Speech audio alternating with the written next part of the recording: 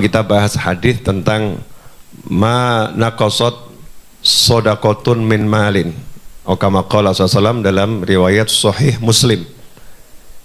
Saya sempat jelaskan syaratnya sedekah itu kalau mau disebut sedekah, ya itu harus yang diberikan bagus.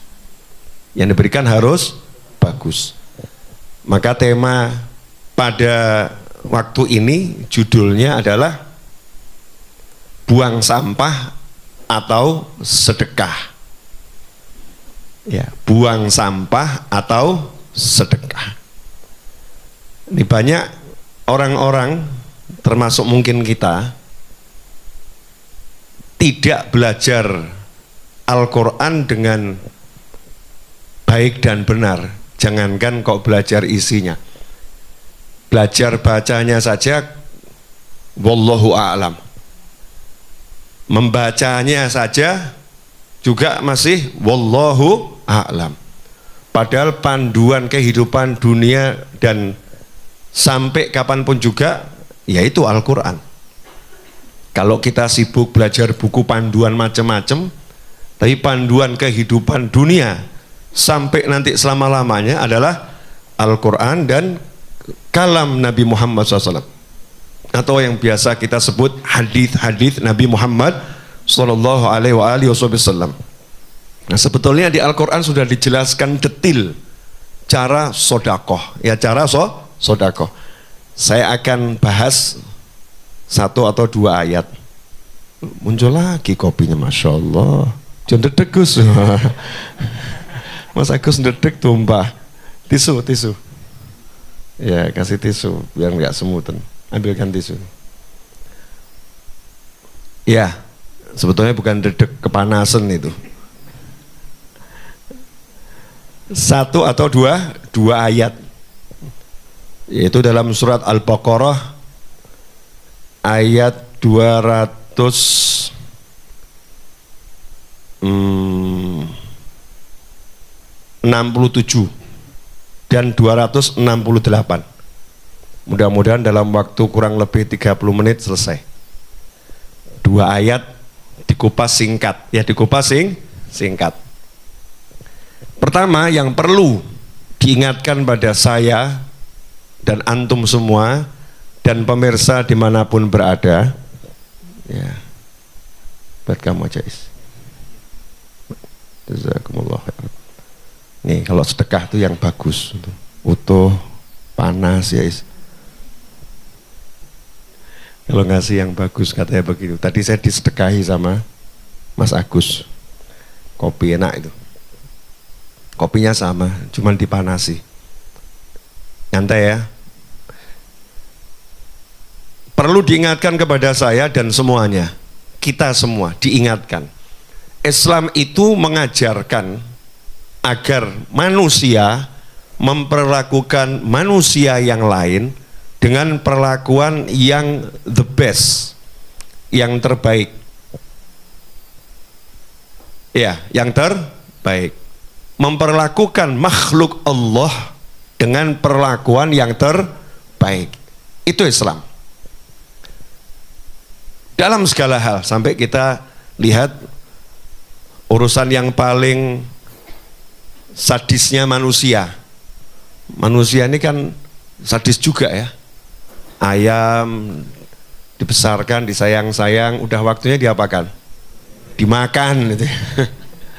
Dimakan, disembelih, dimakan. Itu kalau difilmkan gitu ya, sadismu terhadap ayam itu. Bisa nangis kamu tuh. Kita bisa nangis tuh kalau sedikit didramatisir gitu ya, dikoreakan gitu. Nah, sekarang kan drama Indonesia kok sepertinya mau ditenggelamkan sama teman-teman ini, disebut drakor terus ya. Buat dramain ya. Drama Indonesia. Sinetron itu ya. Tapi yang disebut itu aja itu. Kalau saya nggak semuanya. Ngaji aja ya, ngaji. Nah itu kalau sedikit didramatisir, dari mulai kecil kamu sayang-sayang, kasih makan, dipanggil kur, dipanggil. Ya, setelah dia kelihatan oke gitu ya, kelihatan oke. Terus kamu sembelih, setelah itu kamu, namanya bahasa Solonya beteti ya. Dibeteti, betul? Betul Mas Adwin ya? Dibeteti itu dicabuti bulunya. Pakai air panas ya. Cabuti bulunya. Setelah itu dia apa? Dia deledel. Jeruan yang dikeluarkan. Terus di zoom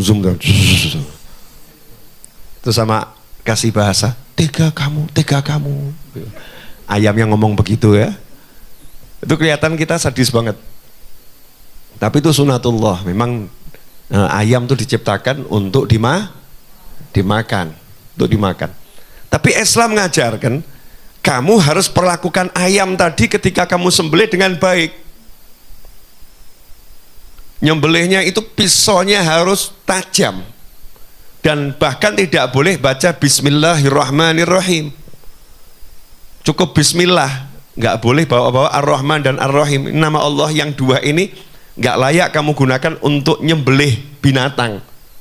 Karena ini tidak cocok dengan Ar-Rahman Ar-Rahim. Bismillah dengan nama Allah. Dan harus sekali jadi.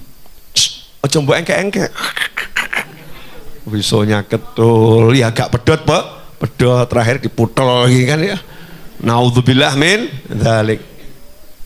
Enggak boleh. Kuda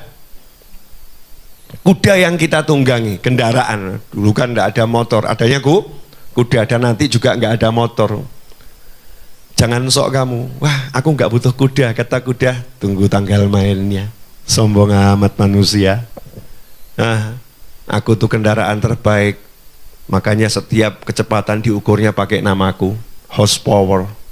Enggak ono sapi power. Enggak ada kan ya? Horsepower. Kekuatanku kuda, tenaga kuda. Satuannya itu. Nanti manusia itu akan mengalami satu masa, dan itu sudah disebutkan oleh Nabi SAW. Ya kita bahasakan dengan bahasa kita, akan tiba suatu masa manusia kehabisan energi. Listrik entek, ya nggak ada listrik lagi. Mau mobil listrik, listriknya nggak ada. Bensin entek, entah apapun nama energinya habis. Akhirnya kembali naik apa? Kudanya dipanggil, kuda please help me, kata muda. Dulu kamu gaya, nggak mau saya. Sekarang ternyata kamu mau sama saya, cari-cari saya. Nah itu kuda itu kalau kita duduk di atasnya. Kalau kita ngobrol, berhenti dan ngobrol, itu nggak boleh oleh Nabi SAW. Jangan jadikan tungganganmu seperti kursimu. Dia bukan kursi. Turun dari situ, tambatkan kudamu, ngobrol loh. Karena ini kendaraan, bukan kursi. Harus diperlakukan dengan yang terbaik. Apapun dan siapapun itu, makhluk Allah Subhanahu wa ta'ala. Apalagi saudara muslim. Apalagi saudara muslim. Saudara sesama manusia aja harus diperlakukan dengan yang terbaik, apalagi saudara muslim. Ini perlu dijelaskan. Jadi jangan dianggap kalau kita menjelaskan seperti ini berarti tidak mengajarkan berbuat baik kepada yang non muslim. Mau muslim, mau non muslim, mau manusia, mau apapun itu makhluk Allah Ta'ala harus diperlakukan dengan perlakuan yang terbaik. Tapi kalau sesama muslim memang ada poin tambahan, wajar toh ya. Kamu sama tetangga baik, nah sama keluargamu yang tinggal serumah ya harus lebih baik, kan begitu. Sama orang lain baik, sama tetanggamu kamu harus lebih baik. Yang terdekat, akrab fal akrab. Nah buat kita, saudara muslim harus diperlakukan lebih baik dari kebaikan yang kita lakukan kepada siapapun. Makanya sampai jadi tolok ukur iman. Tolok ukur iman. La yu'minu ahadukum hatta yuhibba li akhihi ma yuhibbu li nafsihi atau kama qala sallallahu. Tidak beriman.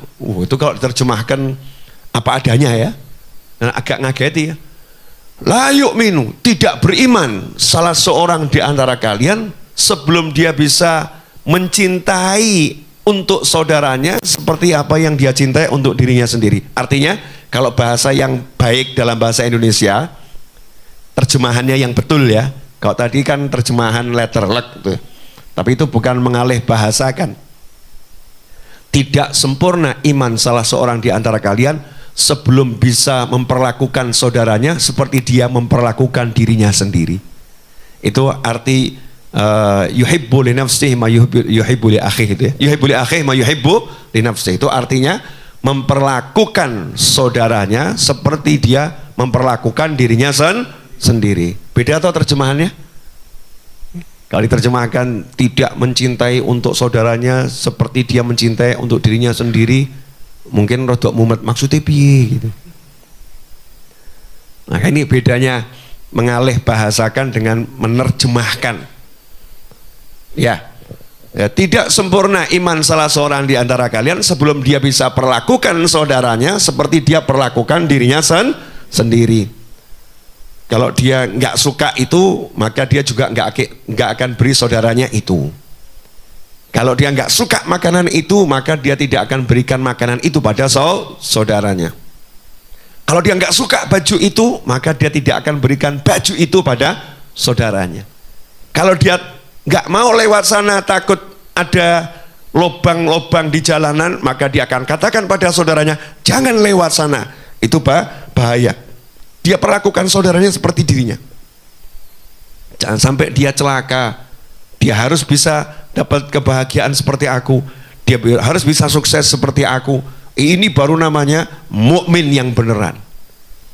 Nah, konsep ini adalah konsep yang sangat indah. Bayangkan kalau ini kita terapkan, ada enggak muslim yang enggak sukses? Insya Allah enggak ada. Kecuali ya sing males gitu kan. Karena yang sukses akan berjuang agar semua muslim jadi sukses. Yang pinter, oh pinter kok nunjuk ke saya ya, akan berjuang agar semua yang lain menjadi pinter. Ya, yang ganteng, lah ini repot ini. Berjuang agar saudaranya bisa kelihatan ganteng. Wah kamu ini kalau gini-gini ya gak laku-laku mas itu ya. Gimana ya udah nih. Itu rambutnya potongannya dirubah. Wajahmu tuh mbok di permak titik gitu. Permak titik bagaimana? Kumismu jombok dawakno ngeri ngono ya. Kerok itu. Kalau kamu kerok kumismu tuh kelihatannya kamu jadi cakep itu, asik. Saya aja lihatnya seneng. Itu nanti orang lain juga seneng. Cepet rapi nanti kamu. Kalau begini ya nggak rapi-rapi kamu tuh. Nah itu seperti itu ya. Dia akan buat saudaranya itu sukses seperti dia sukses. Dia akan jaga saudaranya agar tidak celaka seperti dia jaga dirinya sendiri. Itu makna la yu'minu ahadukum hatta yuhibba li akhihi ma yuhibbu li nafsihi. Lah apa kaitannya dengan surat Al-Baqarah 267 268? Allah Ta'ala mewahyukan di ayat yang 267 surat Al-Baqarah, ya ayyuhalladzina amanu anfiqu min thayyibati ma kasabtum. Yang dipanggil siapa ini? Orang-orang yang beriman. Ya ayyuhalladzina amanu. Tadi kan la yu'minu ya, ahadukum. Ini yang diajak bicara juga orang yang beriman, bukan sekedar muslim. Yang betul-betul punya keimanan yang kokoh, yang betul-betul percaya surga itu nyata, bukan cuma ada tapi nyata. Surga itu bukan metaverse saudara-saudara, bukan. Surga itu nyata. Surga itu bukan ilusi. Surga itu bukan alam maya, bukan, tapi alam real, alamnya nyata yang ada setelah kehidupan ini. Ya tentunya nanti kalau kita udah pindah, dan jangan sekarang dan jangan tergesa-gesa. Ya, jangan tergesa-gesa. Hei orang-orang yang beriman, anfiku, berdermalah, dermakanlah, sedekahkanlah. Bahasa Indonesianya anfiku kan macam-macam ya. Sedekahkanlah, dermakanlah, ya, apalagi nafkahkanlah. Dari mana yang harus kamu nafkahkan? Min thayyibati ma kasabtum, dari usahamu yang baik-baik. Wa mimma akhrajna lakum minal ardh, dan juga dari sebagian yang kami keluarkan dari bumi untuk kalian. Nah, terus ada larangan. Yang tadi perintah, nomor 1 ada perintah. Perintah keluarkan yang baik. Kalau kita bisnis dapat duit, nah itu kasihkan yang baik. Kalau pertanian ya duren, ya, jangan yang bosok, yang dibagi. Yang baik. Terus ada larangan, dipertegas lagi sama Allah Ta'ala. Wala tayammamul khabitha minhu tunfikuna walastum biakhidhihi illa an tughmidu fihi wa'lamu annallaha ghaniyyun hamid.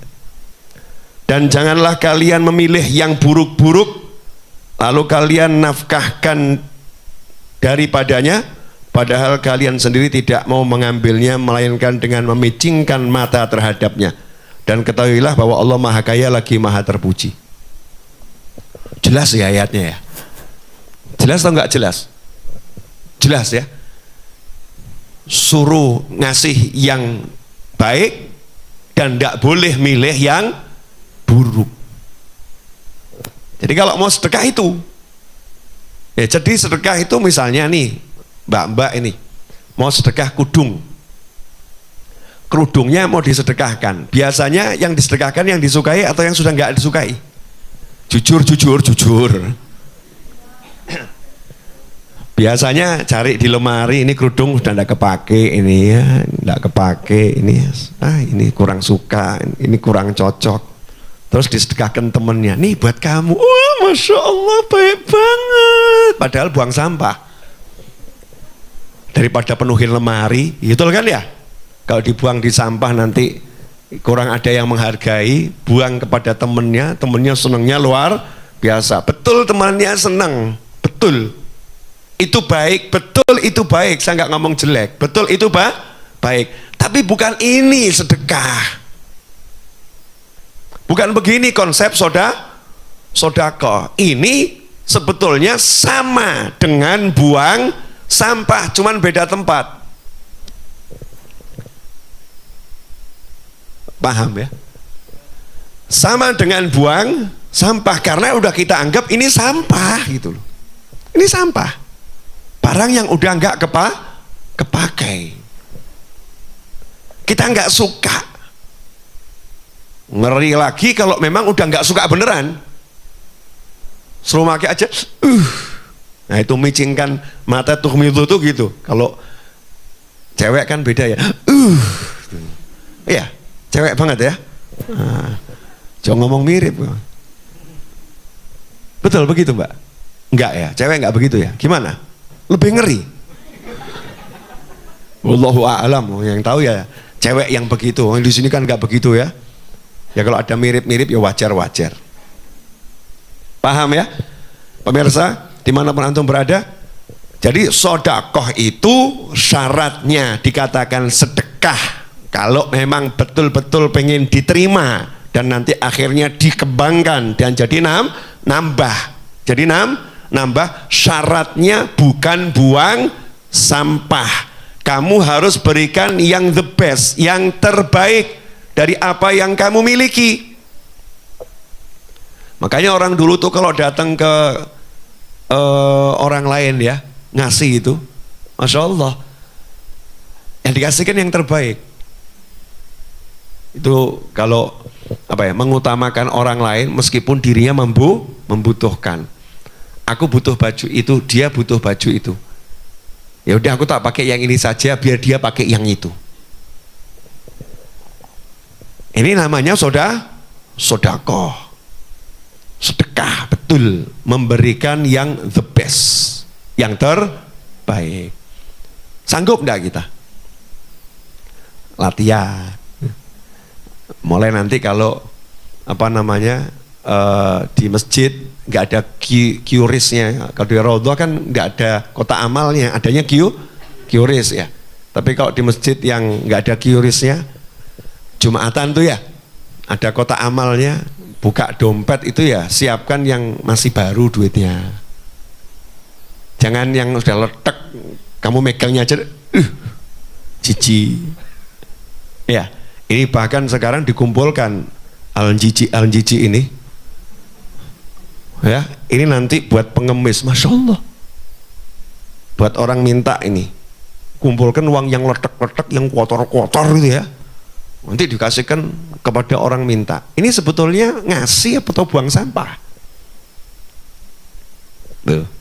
Makanya saya miris sering, saya bilang, ya Allah, tolong dirubah itu yang buat tulisan, mengumpulkan pakaian layak pakai. Dulu pakaian bekas untuk fakir, miskin, anak yatim. Sekarang diperbaiki menjadi pakaian layak pakai. Nggak usah toh ya. Masa buat fakir, miskin, anak yatim kok layak pakai? Mbok langsung aja membeli pakaian baru gitu loh ya. Apa sih susahnya ngasih yang baru untuk orang-orang yang kamu anggap dia nggak mampu? Kenapa mesti harus kamu kasih yang bekas? Kenapa harus dimiskinkan terus? Kenapa harus direndahkan? Nggak dimuliakan? Kenapa begitu? Mestinya kan buat yang acara keren. Santri weekend go mall with item. Wah, masya Allah. Main playground.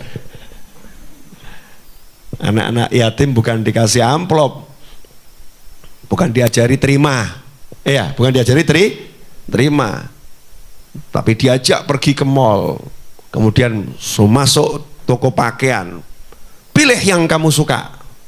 Wah, panitiane mumet, enggak usah dipilih, larang pribib. Ya dijolno gitu aja kok repot. Gitu kan ya, yang penting kan suka baru. Bilangnya aja, wah kalau itu podo, panitia juga belum punya duit. Yang itu boleh itu, yang itu jangan dulu, uangnya belum ada. Kan senang. Itu namanya diperlakukan seperti diri kita sendiri. Kalau anak kita beli kemahalan kan juga bilang toh, papa nggak punya duit itu, jangan yang itu, kan sama toh. Tapi yang ada sekarang apa? Pengumpulan pakaian layak pakai. Saya tidak mengatakan tidak boleh, boleh. Cuman kita diajarkan, jadi jangan sampai ini jadi wajahnya Islam itu loh. Islam itu ini loh nih, Al-Quran, Al-Baqarah 267, 268 ini loh. Kalau mau tahu bagaimana konsep sodakoh dalam Islam, berikan yang the best. Insya Allah. Kalau ada tamu datang ke rumahmu, kamar tamu itu dibuat yang jelek atau yang paling bagus? Paling bagus, seharusnya. Tapi seringkali ndak. Saonone we. Lumayan toh gratis kok yang golek. Gratis aja kok cari yang bagus. Kalau gratis ya yang jelek. Perlakukan orang lain seperti kamu perlakukan dirimu sendiri. Kan begitu konsepnya. Harus seperti itu. Nah ini kalau bisa kita lakukan dalam sodakoh, dalam kita berbuat sama orang lain, indah. Siap mulai dari yang simple-simple. Ya, dari yang simple. Saya misalnya ini, saya kondisi saat ini badan saya kurang fit, nggak seperti biasanya. Tapi kalau kamu suruh nyupir sampai Banyuwangi, ya insya Allah masih kuat.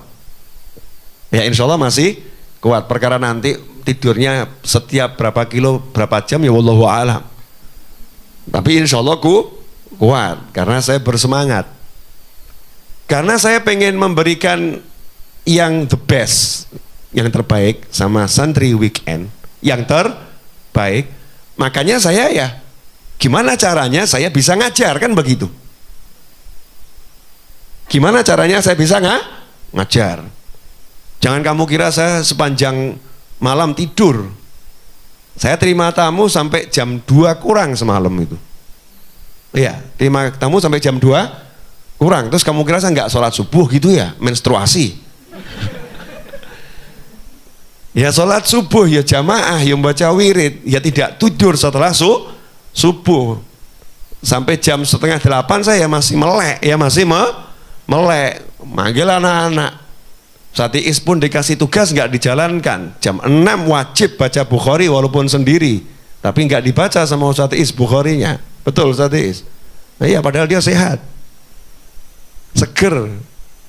Lupa Mas Edwin, wajib dibaca. Udah saya manati itu. Nah, itu jam 8 masih melek. Panggil anak-anak. Ada kecoak masuk kamar saya. Tamu tak diundang masuk kamar saya. Saya itu badan gede, kalau ketemu kecoak itu saya nggak tega. Bukan takut, masa takut sama kecoak. Saya itu melarang teman-teman saya bunuh binatang kecuali dalam kondisi yang darurat. Tikus di Majelis Ar-Raudhah itu tidak dibunuh, ditangkap, terus dibuang di kali. Kecuali kepepet, udah. Itu kalau tikus dibunuh di sini, berarti tikusnya udah melakukan kesalahan fatal. Ya, kita punya tim bukan pembunuh tikus, penangkap tikus, bukan dibuang tempatnya tonggo, dibuang di kali, kembalikan ke lingkungannya. Jadi saya tadi panggil teman-teman, ya pemburu kecoak. Pemburu kecoak. Ternyata kecoaknya sudah melarikan diri, saudara-saudara. Jadi tidak ketangkep kecoaknya, udah melarikan diri. Nah, terus saya baru sekitar jam 8:15 usaha tidur, karena saya pengen jam 10 lewat bisa ngajar. Ya tidur 1 jam kurang lebih, biar seger badannya. Setelah itu otak-atik. Saya kan suka otak-atik. Saya tuh selalu sama high tech, high tech. Suka belajar teknologi. Nanti kamu kalau saya jelaskan pusing kamu. Nggak level, sorry, nggak level. Gaya ya. Nah, terus ya minum madu gitu kan ya. Makan pisang, makan apel, biar suaranya juga lantang. Ya suaranya lantang, biar bisa ngajar. Kenapa? Kalau saya diajar sama orang yang saudara-saudara, saya juga akan ngantuk. Saya tidak mau diajar dengan cara seperti itu, maka saya tidak mau mengajar dengan cara seperti itu. Paham ya? Saya tidak mau dibeginikan, maka saya tidak akan membegitukan. Itu Islam.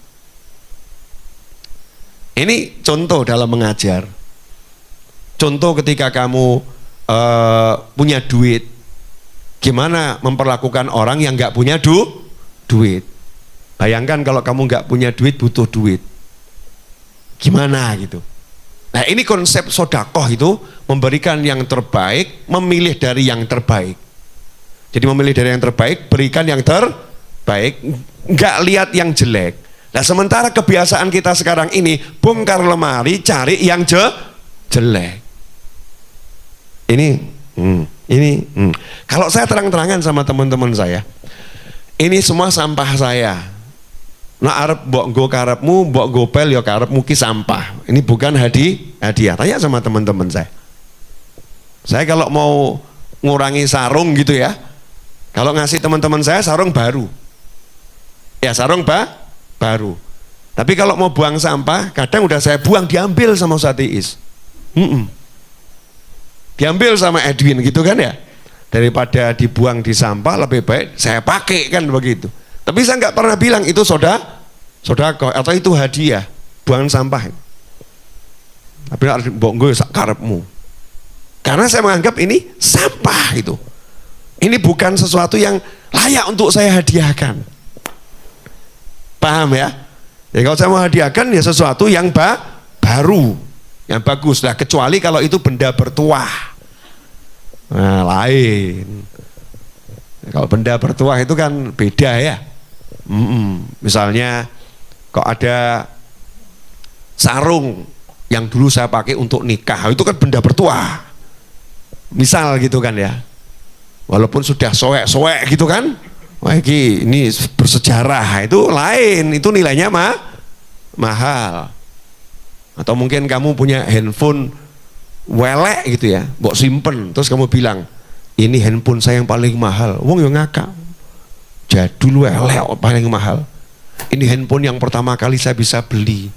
Ini saya simpen terus, ini penuh sejarah. Ya mungkin orang lain nggak menghargai, tapi mungkin ada orang yang menghargai luar biasa. Nah itu kamu berikan pada orang yang menghargai, maka itu namanya memberikan yang terbaik. Jelas? Nah itu yang pertama ya. Kan tadi janjinya 2 ayat.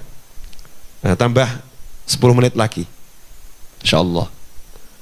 Nah ini kenapa manusia itu takut memberikan yang terbaik, sukanya ngasih yang bekas-bekas, sukanya ngasih yang jelek-jelek, takut memberikan yang terbaik? Jawabannya ini, Al-Baqarah 268.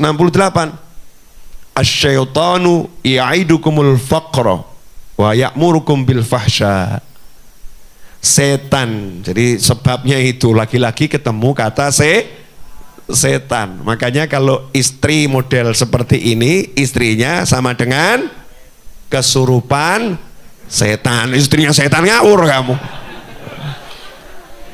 Istrinya kesurupan setan, istrinya kemasukan setan. Kalau suami model seperti ini berarti suaminya kemasukan setan, suaminya kesurupan setan. Apa? Ya'idukumul faqra. Ya, terjemahannya apa ini? Menjanjikan atau menakut-nakuti kamu dengan kemiskinan. Maksudnya begini, jangan kamu berikan dia, terus nanti kamu makan apa? Iki bojo model ngene, ngeri. Kenapa? Kesurupan setan. Berarti kamu hidup sama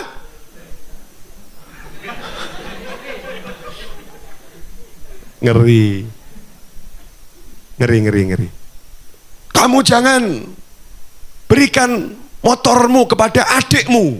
Wah. Terus nanti kamu pakai apa? Padahal nih istri paham betul, suaminya ya masih bisa beli motor.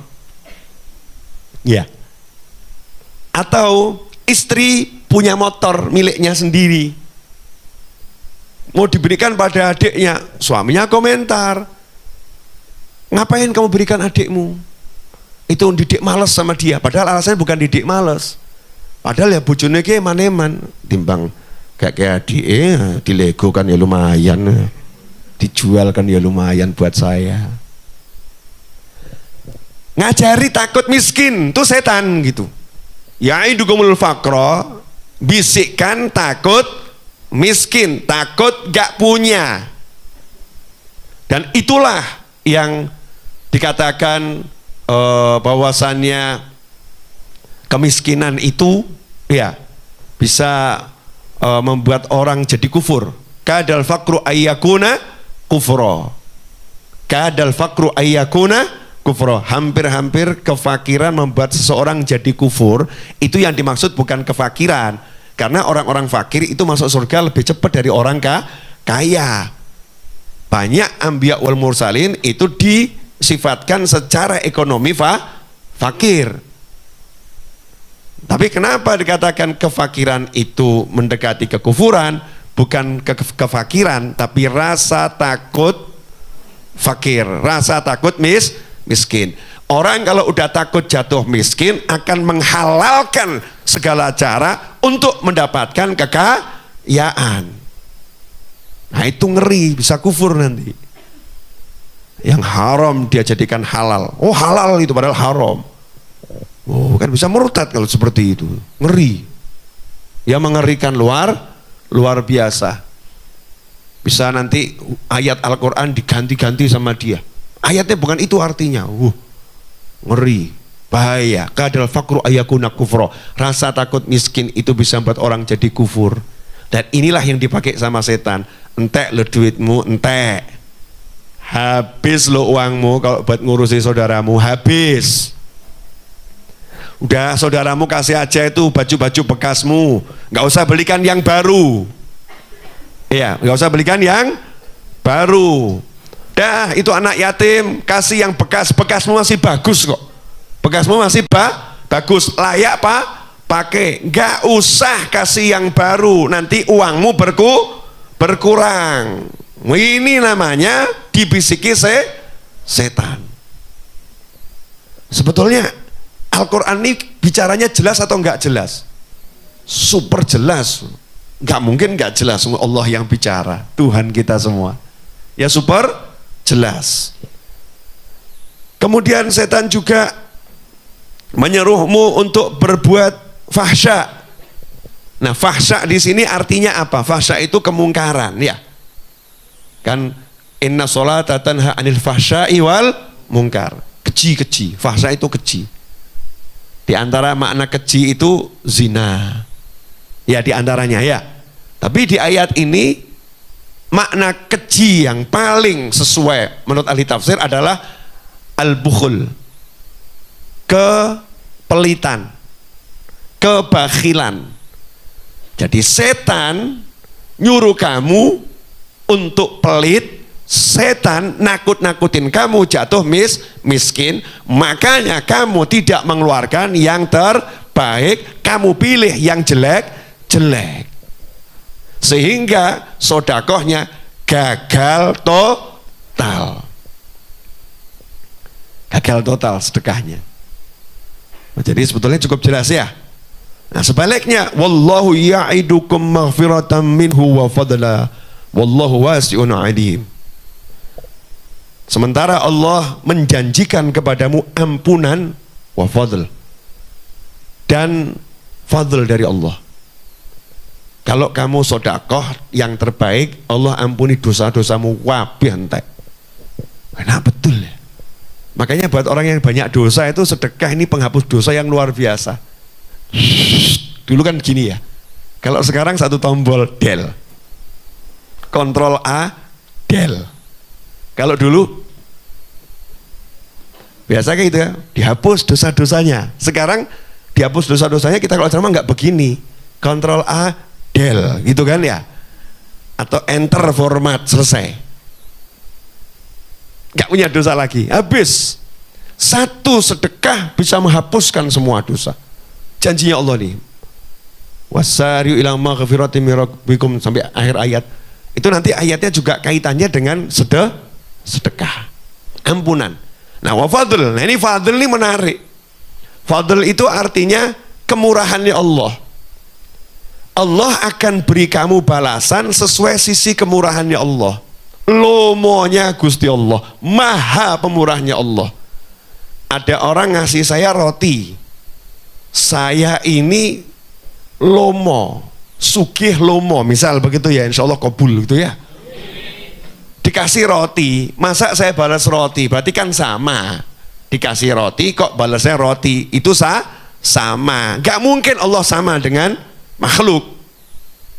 Kalau kamu mengasih roti, Allah balas kamu sesuai kekayaannya Allah. Lebih itu, Pak. Makanya nggak ada ukuran tuh, nggak ada. Ukuran tuh hanya untuk ngiming-ngimingi gitu aslinya. Sebetulnya balasannya, masya Allah, pol-polan Allah ngasihnya. Fadl itu selalu sifatnya memberi tidak sesuai usaha. Karyawan kerja dari Senin sampai Jumat, gajinya seharusnya selama 5 hari itu 500.000 misal begitu ya, 1 hari 100.000. Tapi juragannya ini dermawan, hari Jumat mau pulang dikasih gajinya 10 juta. Yang lain ngamuk, kenapa dia dikasih 10 juta sementara saya cuma 500.000? Jawabannya juragannya, duit saya. Kamu kok protes? Kamu kan 500.000 saya bayar. Saya pengen ngasih dia 10 juta, kan suka-suka saya lagi suka sama dia kok. saya lagi suka sama dia. Ini orang yang sedekah dengan baik tadi, Allah akan begitu, aku lagi suka sama dia. Jadi Allah ngasihnya tidak sesuai usahanya sedikit, dikasih Allah sesuai kemurahannya Allah. Itu namanya fadl. Ini rahasia ya, jangan kamu share, nanti banyak yang cepat sugih itu. Wallahu wasi'un alim, dan Allah maha luas, Allah maha mengetahui. Nah, ayat yang sebelumnya yang 267 ditutup wa'lamu annallaha ghaniyun hamid. Ketahuilah Allah itu maha kaya. Maksudnya Allah gak butuh sedekahmu. Allah gak butuh sedekahmu. Jadi jangan sok. Kamu ngasih yang terbaik pun ya, Allah gak butuh sedekahmu. Lah kamu tuh kalau ngasih itu ngasihnya ke Allah. Jangan merasa sok kamu seperti ngasih ke Allah tuh sok gitu ya. Jangan. Allah maha kaya. Jadi dalam bersedekah kamu punya sikap, aku butuh ya Allah. Itu loh. Aku yang butuh ngasih sedekah ini. Nah, sementara ini banyak salah orang sedekah, dia butuh, makanya gagal total sedekah. Kapan kamu sedekah? Sedekah itu satu, ngasihnya ke Allah. Dua, harus yang terbaik. Ya, tiga, kamu harus merasa kamu yang butuh, bukan dia yang butuh. Ini kalau kita jalankan, indah enggak Islam ini?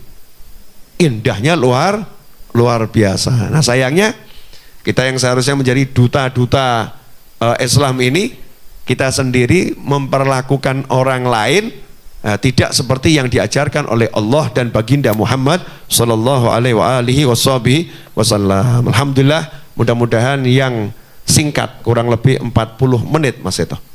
Ya, 42 menit saya bicara, mudah-mudahan barokah dan manfaat. Setelah ini dilanjutkan sholat zuhur ya, komatnya 12.15 ya, komatnya 12.15. Jadi kalau ada yang mau wudu atau mau selonjoran dulu di sini capek selonjor, monggo silahkan. Kalau balik ke kamar kan agak jauh ya. Nah, kalau mau turun kan tinggal turun, silahkan. Pemirsa dimanapun antum berada, ini yang dapat saya sampaikan. Terima kasih telah bergabung dengan channel YouTube Habib Novel Alidrus. Jangan lupa yang belum berlangganan, silahkan tekan tombol gabung dan berlangganan ya, agar bisa berkontribusi sopo laku ya, busi-busi itu ya, untuk orang banyak ya, untuk orang banyak. Di sini semua santri itu dapat kaos, betul ya? Nah, kalau santri yang lama, kalau pengen kaosnya baru ya saya suruh beli. Kalau santri yang baru dapat gratis ya. Biar apa itu ya? Biar semuanya sama gitu, seragamnya sama, biar rapi, biar bagus, biar tidak terjadi kesenjangan sosial.